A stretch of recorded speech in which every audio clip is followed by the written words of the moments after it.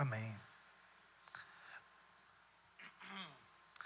Deus abençoe nossas crianças. Vamos abrir a palavra de Deus, queridos, no Evangelho de Lucas, capítulo 1.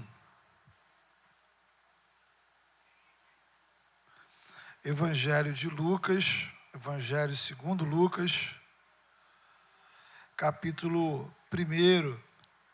Nós vamos ler a partir do versículo de número 67.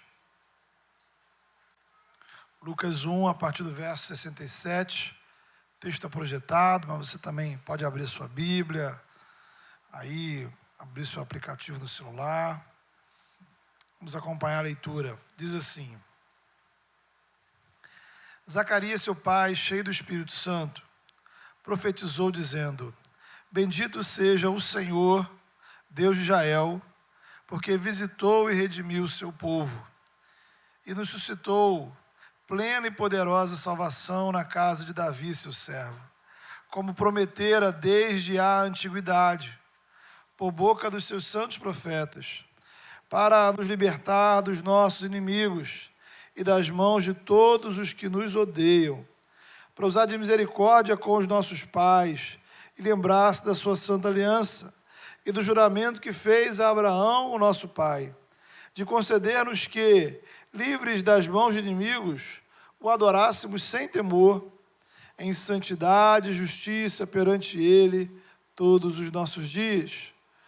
Tu, menino, serás chamado profeta do Altíssimo, porque precederás o Senhor, preparando-lhes os caminhos, para dar ao seu povo conhecimento da salvação, do redimiro dos seus pecados, graças à entranhável misericórdia de nosso Deus, pela qual nos visitará o sol nascente das alturas, para iluminar os que jazem nas trevas e na sombra da morte, e dirigir os nossos pés pelo caminho da paz. O menino crescia e se fortalecia em espírito, e viveu nos desertos, até o dia em que havia de manifestar-se a Israel. Amém. Então, queridos, a Bíblia, ela nos apresenta Jesus como sendo o Salvador, e chama de salvação aquilo que ele veio realizar. De modo que quando a gente fala de celebrar o Natal, nós estamos celebrando o nascimento do Salvador, a chegada da salvação. Mas, afinal de contas, o que isso exatamente significa? Né? O que exatamente significa falar a palavra salvação e chamar Jesus de Salvador? Note que nós usamos essas expressões em diversas situações do nosso dia a dia que nada tem a ver com Deus. Nos discipulados eu costumo sempre explicar que salvação é você ser tirado de uma situação de perigo e colocado numa situação de segurança.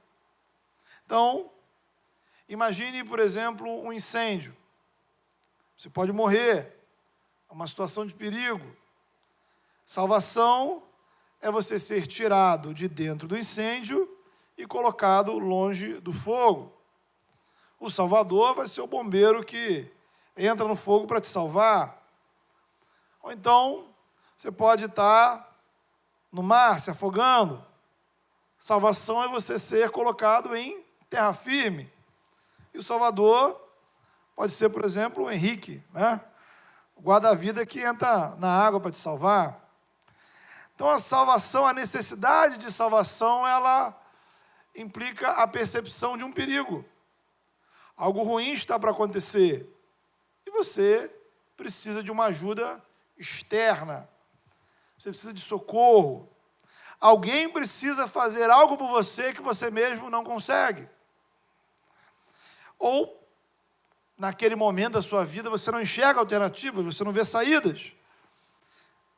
Você precisa de um milagre. E aí a gente começa a procurar salvadores.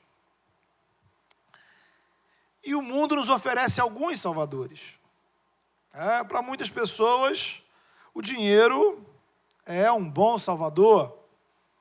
Seja lá qual for o seu problema, a salvação passa por você ter mais dinheiro. Ora, qual problema você não resolveria se, de repente, aparecesse lá na sua conta R$1 milhão? Outros encaram a salvação em termos sociais, né? Quem pode trazer justiça, paz, saúde, educação, segurança, prosperidade, igualdade para a nossa sociedade? E aí entram em cena os salvadores, os políticos, as ideologias, os governos, que se apresentam como solucionadores dos nossos problemas. E muitos acreditam que, fora deste ou daquele candidato, não há salvação. Fora deste ou daquela ideologia, não há salvação. Na época do nascimento de Jesus, inclusive, o imperador romano, ele era reconhecido, né? Um dos seus títulos era o título de ser Salvador, né? O Salvador dos povos aos quais Roma exercia o seu império.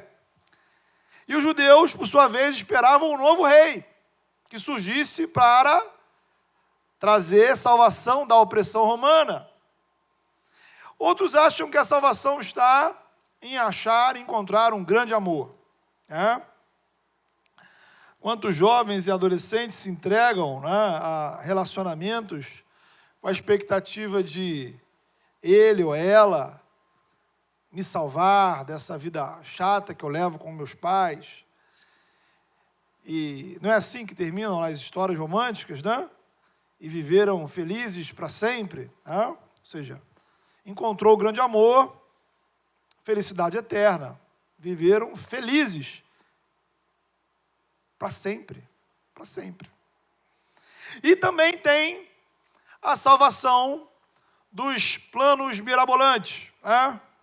Aquela pessoa que chega para você e diz assim: meu amigo, eu estou com uma ideia revolucionária, sensacional, espetacular. Este projeto vai mudar a sua vida. Um emprego, um curso, uma viagem, alguma coisa nova que você precisa fazer. E aí tem gente que de 3 em 3 meses aparece com uma nova ideia sensacional, espetacular, revolucionária. As ideias mudam, a vida continua igual, né? Às vezes isso acontece nas igrejas, né? Aquele projeto novo, aquele ministério novo, aquela campanha nova, algo novo que a igreja vai fazer e que a sua vida vai mudar, né? Daqui a pouco vão começar as frases aí de 2023. 2023 vai ser o ano do milagre, da cura, da prosperidade, da restituição. Então são salvadores e salvações que nos são apresentadas. Algo que vai resolver os nossos problemas. E às vezes, esses salvadores, eles tentam nos convencer que eles têm a salvação que a gente precisa. Mais ou menos assim: eu sou a sua salvação, você precisa de mim porque eu vou mudar a sua vida. E aí eles já querem de você uma adoração exclusiva. Querem tomar conta do seu coração. Não pode haver espaço na sua vida para outros, apenas para esse Salvador. Por isso que, consequentemente, a busca por salvação pode me levar à idolatria. Seja do dinheiro, seja do amor, seja dos políticos, seja dos novos projetos, seja de quem for. E ainda há outras versões nesse processo todo, do nosso coração e da nossa cultura. Há pessoas que vão para a incredulidade total e acham assim: bem, não há salvadores. Então é aquela pessoa tomada de está atolada no seu próprio mundo, nos seus problemas, e na cabeça dela tudo sempre depende dela. Então se elas não se salvarem, ninguém as salvará. Então não há salvação fora do meu esforço. Não há salvação fora do meu empenho. Não há salvação fora do que eu posso fazer por mim mesmo. E aí, elas encaram a vida como uma luta desesperada. E quando elas não conseguem se salvar, bem, Se eu não acredito em salvadores, então acabou, né? Se eu não me salvei, então eu vou desistir, entrego os pontos e a gente se entrega à vida ou à morte. Uma variante disso é quando a gente olha para o outro e diz assim, não há salvação para essa pessoa. Pense, reflita com seriedade, será que você, na sua família, entre os seus amigos, seus vizinhos, pessoas do seu trabalho, você olha assim, você, poxa, você acha que essa pessoa pode ter a sua vida transformada? Será que a gente acredita de fato que essa pessoa, aquela pessoa, fulano, fulana, pode de fato ter uma vida diferente? Às vezes nós olhamos para as nossas vidas, ou para partes da nossa vida e achamos, bem, isso aqui eu não consigo mudar. Não há salvação, né, para, por exemplo, o meu estado emocional, para a minha ansiedade, para a minha relação com o dinheiro, para isso ou para aquilo. De modo que o tempo todo, veja você, nós estamos falando de salvação, de salvadores, mesmo fora da igreja, mesmo a pessoa que não é cristã. Essa ideia da salvação, ela percorre todas as áreas da vida.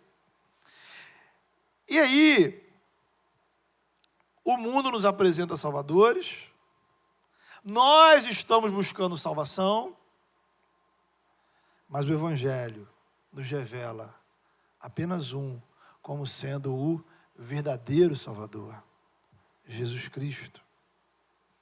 Jesus Cristo. Os primeiros cristãos, os escritores do Novo Testamento, fazem questão de apresentar Jesus como sendo o Salvador. A mulher samaritana falou do Evangelho com as pessoas da sua cidade. E essas pessoas foram até Jesus e disseram depois para ela, olha, nós reconhecemos que este aqui é verdadeiramente o Salvador do mundo. Lá na primeira carta de João, no capítulo 4, ele vai dizer, nós temos visto e testemunhamos que o Pai enviou o seu Filho como Salvador do mundo. A carta aos Hebreus diz que Jesus, por meio da sua vida, morte e ressurreição, tornou-se o autor da salvação eterna a todos os que lhe obedecem. Livro de Atos, os apóstolos vão dizer, não há salvação em nenhum outro nome, porque abaixo do céu não existe nenhum outro nome, sem ser o de Jesus, pelo qual importa que sejamos salvos. Essa é a promessa, queridos, dos profetas do Antigo Testamento. Isaías vai dizer, olha, o teu Salvador vem. Todos os confins verão a salvação do nosso Deus. E na sua salvação nós nos alegraremos. Então, queridos, aí chegamos ao Natal. Chegamos ao significado do Natal. Nós não celebramos o Natal, queridos, porque é o aniversário de Jesus. Não celebramos o Natal como simplesmente algo para a gente se confraternizar, trocar presentes, comer comidas gostosas. O Natal na Bíblia não tem a ver com família, não tem a ver com amigos, não tem a ver com feriado, não tem a ver com festa. Natal na Bíblia tem a ver com o nascimento do Salvador. Celebramos o Natal porque o Salvador, o verdadeiro Salvador, nasceu. Logo aqui à frente, no capítulo 2, versículo 11, cena clássica do Natal. Você já ouviu isso muitas vezes. Os anjos dizem aos pastores, é que hoje vos nasceu, na cidade de Davi, o Salvador, Cristo o Senhor. O Salvador nasceu, o Salvador chegou, e chegou a salvação.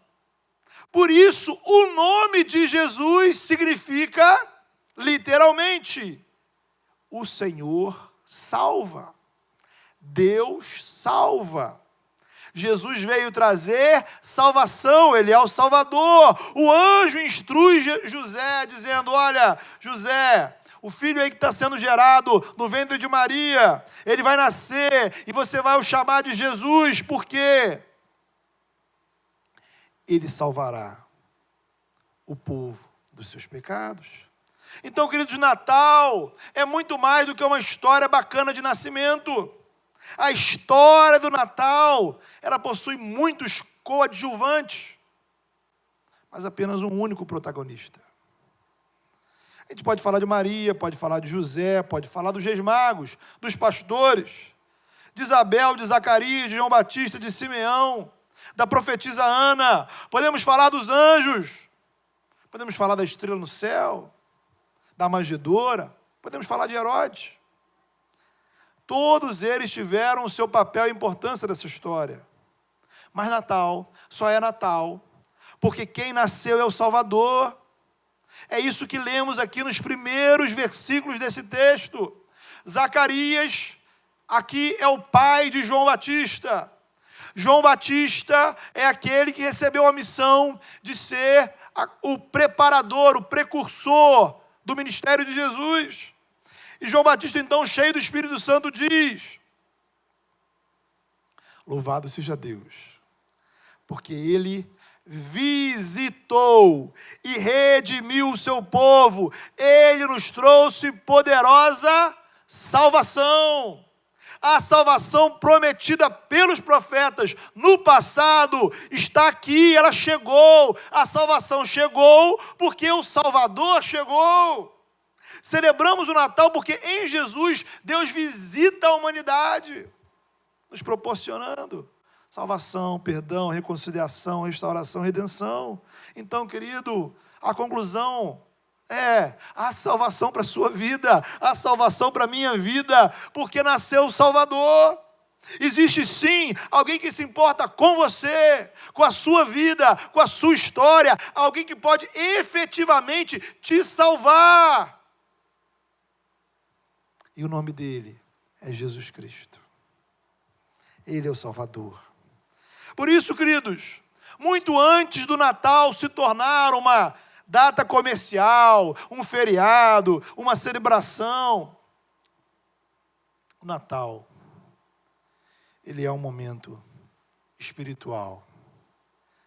Muito antes de ser festa no mundo, o Natal é um tempo de festa na igreja, porque nós encontramos o verdadeiro Salvador. Muito antes do mundo saber quem era Jesus, os cristãos celebravam o nascimento de Cristo. Por quê? Porque viam nele o seu Salvador. Temos vida eterna. O Natal é parte do culto. Adoramos a Deus pelo nascimento do Salvador. Adoramos a Deus porque Ele enviou o seu Filho para nos salvar. Então Natal é culto, Natal é adoração, porque através da salvação realizada por Jesus, nós podemos hoje ter comunhão com Deus, sermos filhos de Deus, ter vida eterna. Por isso, queridos, o Natal cristão tem tudo a ver com a Páscoa.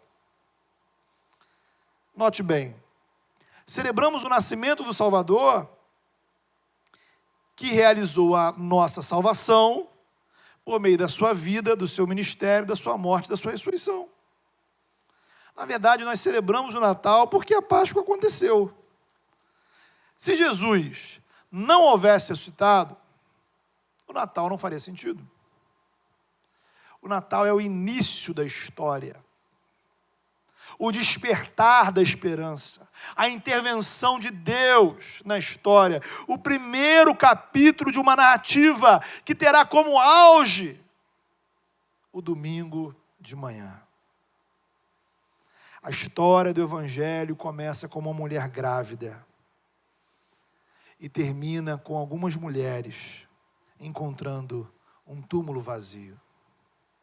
A história do Evangelho começa com anjos anunciando o nascimento do Filho de Deus e termina com anjos anunciando a ressurreição do Filho de Deus. A história do Evangelho começa com um milagre da Virgem que engravida pela ação do Espírito. A história do Evangelho tem como ápice o milagre do morto que ressuscitou, que reviveu, que está vivo. O Natal nos mostra a loucura do Filho de Deus revelado em um bebê indefeso, no lugar destinado aos animais, que é a manjedoura. A Páscoa nos mostra a loucura do Filho de Deus, que se entrega por nós na cruz, destinada aos criminosos. A glória do Natal é a mesma glória da Páscoa, porque nas duas datas, quem brilha é a glória de Deus. Por isso, irmãos, é absolutamente cristão comemorarmos o Natal. Tem uma galera chata por aí, né, que fica dizendo que o Natal não é coisa de cristão. Bem, se você for falar do Papai Noel, das rendas, dos anões, né, isso aí tudo certo, né? A gente passa dessa fase. Agora, como é que não pode ser cristão a gente celebrar a encarnação do Verbo? A manifestação visível do Deus invisível, a graça de Deus revelada no Filho de Deus que se fez homem, o Salvador enviado para nos trazer a verdadeira salvação. Portanto, quando entendido de forma bíblica, não há nada mais cristão do que celebrarmos o Natal. Mais do que isso, adoramos a Deus pelo Natal. Cultuamos a Deus pelo Natal, louvamos o Criador pelo Natal. Na verdade, o escandaloso é o inverso. São os cristãos que deixam de se alegrar e de celebrar o nascimento do Salvador, o milagre que aconteceu, a esperança invadindo a história. Natal é milagre. Outros querem minimizar a importância do Natal, né? Vai dizer assim, poxa, mas todo dia é Natal. Há um hino antigo, famoso, né, que vai dizer, sempre é Natal para mim. Sim, de certa maneira. Como também sempre é Páscoa. Mas o próprio Deus nos ensina em sua palavra a importância da rotina de datas específicas para atividades específicas. O povo de Deus, instruído pelo próprio Deus, parava em determinados momentos para celebrar determinadas festas. A festa da Páscoa era celebrada anualmente para comemorar a libertação do Egito. Enquanto cristãos, anualmente celebramos a Páscoa para comemorar a ressurreição de Jesus, a libertação do pecado e da morte. Então, em um sentido, todo dia é Páscoa. Mas em outro, temos um momento específico para parar, nos lembrar e comemorar tudo que está relacionado a ela. É como o domingo. Todo dia você pode adorar a Deus? Pode, claro. Não há proibições em relação a isso. Aos domingos, nós paramos, no primeiro dia da semana, para celebrar a ressurreição de Jesus e adorar a Deus em comunidade. Então, em um sentido, todo dia é Natal? Todo dia é Natal. Mas em outro sentido, você precisa parar, nós precisamos parar em um momento específico para comemorar o que o Natal significa. Aí aparecem também os chatos do dia 25, né? Chato do dia 25 é aquela galera que diz, Jesus não nasceu dia 25, não é verdade? E o que isso significa? Nada, né? Irmão, pouco importa se ele nasceu dia 5, 15, 25, 35, 45, 50, entendeu? Se foi fevereiro, janeiro, março, né? O que importa não é a data, mas o que aconteceu. Não celebramos a data, mas o acontecimento, seja lá o dia que for. Agora, o ponto é, houve um dia, e isto faz a diferença. Então, Jesus não nasceu 365 dias no ano. Ele nasceu um dia, num lugar, fruto de uma mulher. A nossa fé é que um determinado dia, Maria deu à luz ao menino. E que ele era 100% Deus e 100% homem. E que esse menino, que Isaías profetizou, que a gente acabou de ler aqui no início do culto, era o menino através do qual Deus iria nos trazer verdadeira salvação. E o seu nome é Maravilhoso Conselheiro, Príncipe da Paz, Deus Forte. Por isso, quando, logo aqui à frente, quando o velho Simeão pega Jesus no colo, ele olha para os céus e diz: Senhor, eu agora já posso morrer em paz. Você pode, minha vida já chegou ao máximo, porque os meus olhos já viram a tua salvação. E ele tinha apenas Jesus com um bebê em suas mãos. Ao ver Jesus, ele viu a salvação, porque Jesus é o Salvador. Jesus nos traz salvação, querido, porque ele é o verdadeiro Salvador. Agora a gente pode retornar ao início, né? E pensar nas salvações e salvadores que o mundo oferece. Ora, todas as coisas que nós mencionamos aqui têm o seu lugar e sua importância na vida. Podem ser bênçãos, né?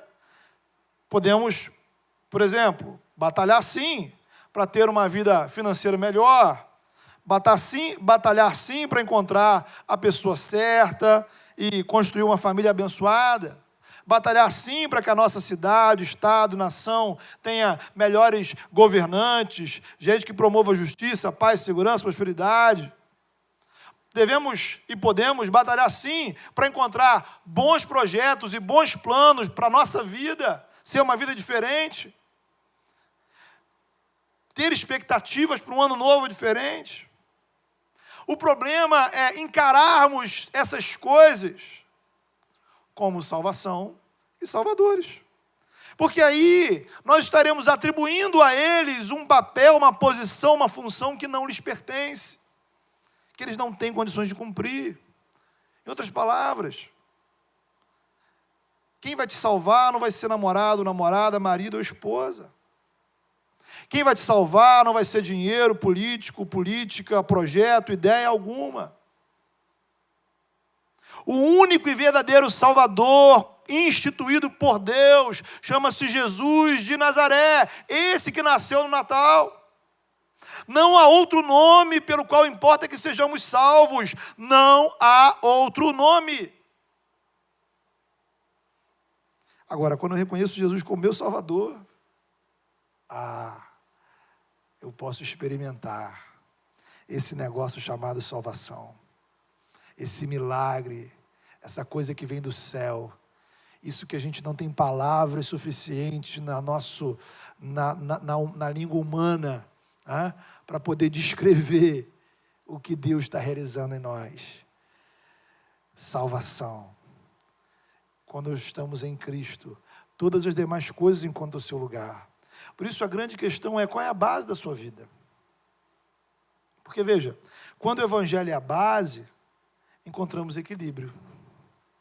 Quando a salvação proporcionada por Cristo é o seu fundamento, o edifício da sua vida pode ser bem construído.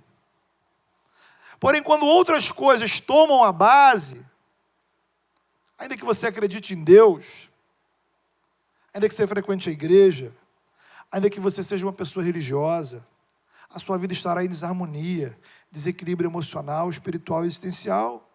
Então, em outras palavras, Jesus não pode ser um andar, uma parte desse edifício que a gente chama de vida. Ou ele é o fundamento, ou nada fica de pé. Nossa vida nunca estará equilibrada se a nossa comunhão com Deus não estiver ajustada em Jesus. Nunca teremos uma espiritualidade equilibrada fora da salvação em Cristo. Então a importância de Jesus ser a nossa base é o seguinte: se Jesus é o seu Salvador, Ele é poderoso, note bem, para salvar, redimir e transformar todas as áreas da nossa vida. Se Jesus é meu Salvador, Ele pode me salvar, redimir e transformar os meus sentimentos, os meus relacionamentos, as minhas emoções, inclusive, Ele pode redimir e transformar a minha vida amorosa e sentimental. Quando Jesus é o meu Salvador, Ele pode salvar, redimir e transformar a minha relação com o dinheiro, a minha relação com o trabalho, não só me trazendo prosperidade, mas me trazendo generosidade, contentamento, sabedoria para administrar o que eu tenho e me livrando da ganância, da avareza, do consumismo, do materialismo. Se Jesus é o meu Salvador, Ele pode me salvar, redimir e transformar a minha visão sobre a sociedade, sobre os políticos, sobre a política. Quando a salvação em Cristo me alcança, o Evangelho limpa os meus olhos de confiar cegamente em líderes humanos, mesmo inclusive dos bons líderes. A salvação trazida pelo Salvador transforma o meu coração para reconhecer as limitações dos projetos que eu desenvolvo no meu coração, mesmo os bons projetos, mesmo as boas ideias. Porque eu não preciso de projetos para me salvar. Eu não preciso de um plano mirabolante para 2023 encontrar salvação. Deus já me salvou em Cristo Jesus. Nenhum projeto humano, seja ele religioso, filosófico, econômico, político, sentimental, pode transformar o meu coração, muito menos redimir o universo dos impactos do pecado. O único projeto que tem essa condição chama-se Evangelho. É o projeto que Deus, o Criador, estabeleceu de enviar o seu Filho como menino que nasceu no Natal. A verdadeira salvação, através do verdadeiro Salvador, transforma a nossa vida, a nossa mente, o nosso coração, a nossa alma. E um dia irá redimir o universo inteiro, trazendo novos céus e nova terra, inclusive nos proporcionando corpos transformados para vivermos a plenitude da salvação, junto com todos que forem salvos pelo Salvador. Se Jesus é meu Salvador, Ele pode me salvar, redimir e transformar a visão que eu tenho do meu próximo. Seja ele cristão ou não, ele é um pecador que carece da verdadeira salvação em Cristo Jesus. A verdadeira salvação trazida pelo Salvador me faz entender que eu não tenho inimigos. Os que pensam diferente de mim não são meus inimigos. Os que praticam outras religiões não são nossos inimigos. Os que votam diferente de mim não são os meus inimigos. Porque a nossa luta não é contra a carne nem contra o sangue. Os nossos inimigos são o pecado, o diabo e as forças das trevas. E Jesus é o Salvador, porque Ele entrou na casa do valente, amarrou o valente e libertou todos os oprimidos. O meu inimigo foi vencido na cruz do Calvário pelo meu Salvador. E Ele é o meu Salvador. Por isso eu sou mais do que vencedor. Aquele que crê em Jesus já venceu o mundo. E João vai dizer, a nossa vitória é crer em Jesus, não há outra. Nossa maior luta é contra nós mesmos, para viver a vida que Cristo me proporciona, domínio próprio, santidade, disciplinas espirituais, vida missionária. Há uma vida para viver, e o nome dessa vida é salvação. Louvado seja Deus pelo Natal, porque em Cristo nós já temos vida, e vida em abundância. Ora, voltando lá ao início, eu disse que salvação é você ser tirado de uma situação de perigo e colocado numa situação de segurança. Pensando dessa forma, O perigo do qual nós somos salvos é a falta de comunhão com o Eterno. Precisamos de um Salvador que nos salve dos efeitos do pecado.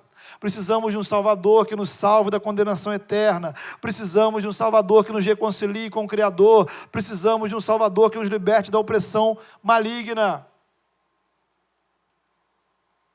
É isso que o texto diz para a gente. Versículos 77, 78, 79 do nosso texto, ele vai dizer que Jesus é o sol nascente. Olha que coisa linda. Ele é o sol nascente das alturas, que veio iluminar os que hoje vivem na região das trevas, da sombra da morte.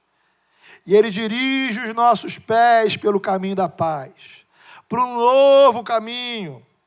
E esse caminho novo está descrito aí nos versículos 74 e 75, que é o caminho da liberdade, o caminho da libertação de todos os inimigos, inclusive os espirituais, para que em santidade e justiça possamos servi-lo todos os dias. Então, querido, Jesus é o Salvador, e a salvação que Ele te proporciona é relacionamento com Deus. O lugar de segurança que Ele nos traz é o lugar de servirmos a Deus todos os dias. Nós precisamos de salvação para servirmos a Deus. Nós não precisamos de salvação para realizar os nossos sonhos ou projetos pessoais. Precisamos de salvação porque precisamos de Deus. E Deus vem nos salvar porque Ele quer, deseja que nós vivamos a nossa vida para Ele. E isso tudo tem a ver com o Natal. Porque no Natal, quem nasceu foi o Salvador. Natal aconteceu para que a gente experimente salvação. E salvação significa um novo relacionamento com Deus, vida com Cristo, vida com Deus. Por isso, queridos, nós celebramos o Natal, porque o Natal é Jesus. O Natal é o verdadeiro Salvador. Quero orar com você nessa hora. Feche seus olhos. Vamos falar com o Senhor. Coloque a sua vida diante do Senhor e peça a Ele a graça. Você que nessa manhã talvez não se sinta ainda experimentando ou vivenciando essa salvação. Talvez você diga e pense, poxa, ninguém pode me salvar. Ninguém pode salvar, ninguém pode mudar isso que eu estou vivendo. E hoje o Senhor diz para você, há salvação para a sua vida, porque Deus enviou o verdadeiro Salvador. Louvado seja o nome dEle. Há salvação para a sua vida, porque o Salvador nasceu. Há salvação para as nossas vidas. Há um Salvador que faz por nós o que nós não podemos fazer. A salvação e redenção para as áreas da sua vida, para as áreas problemáticas, para as áreas adoecidas pelo pecado. Ele é o sol nascente que veio trazer luz para os que vivem na região das trevas. Não há área da sua vida que esse sol não possa trazer a luz da glória de Deus. Peça para o Senhor, Senhor, ilumina aqueles cantos da minha vida mais ofuscados, mais ocultos, mais escondidos. Redime o meu coração, redime a minha mente, redime os meus sentimentos, redime os meus relacionamentos, as minhas relações. É tempo de viver essa salvação. E você que já é cristão, você que já encontrou Cristo, já confessou Ele como seu Salvador, será que a vida que você tem vivido é a vida da salvação? Ele nos salvou, diz o apóstolo Paulo, para que os que vivem não vivam mais para si mesmos, mas por aqueles que por eles morreu e ressuscitou. Há uma vida a ser vivida na presença de Deus. Fale com o Senhor.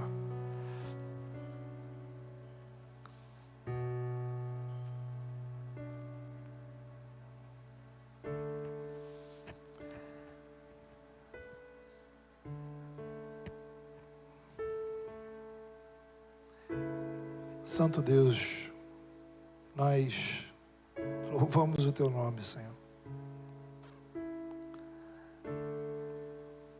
Pai,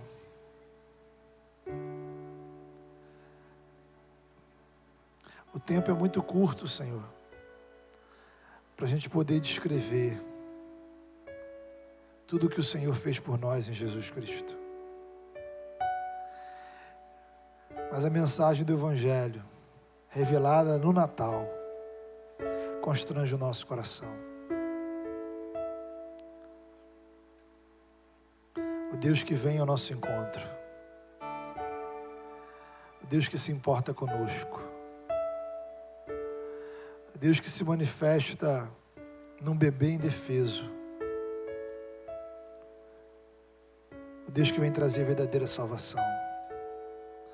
Pai, Tu sondas e conheces os nossos corações, ó Pai. E pedimos ao Senhor que nos livre, Senhor,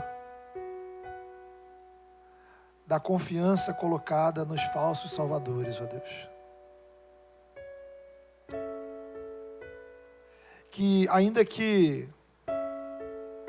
sejam coisas boas ideias, boas iniciativas, ninguém, nada pode fazer por nós aquilo que somente o Senhor pode fazer. Então livra, Senhor, nosso coração da idolatria, Senhor. Livra o nosso coração da confusão.